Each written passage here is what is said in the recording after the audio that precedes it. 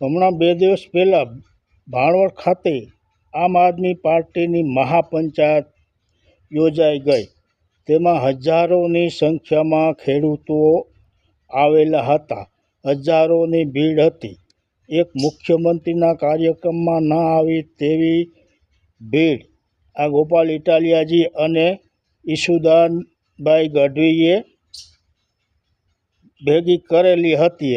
આ ભીડ ભેગી કરેલી હતી, પરંતુ આ ભીડ કે આ મહાપંચાયત એક પણ મીડિયામાં બતાવેલું નથી. શા માટે? એક અખબારમાં આવેલું, પણ કોઈ મીડિયાએ આ બતાવેલું નથી.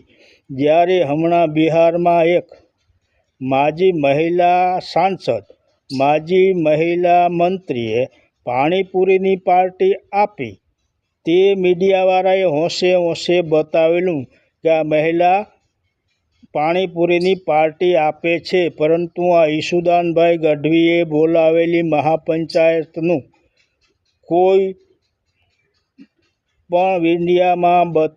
પણ મીડિયામાં બતાવેલ નથી.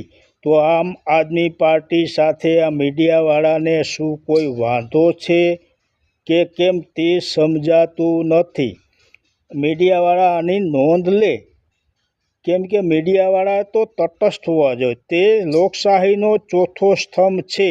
તેણે બધું બતાવવું પડે, પણ ના, શાસક પક્ષનું બતાવે છે, વિરોધ પક્ષનું બતાવતા નથી. શા માટે? જય માતાજી.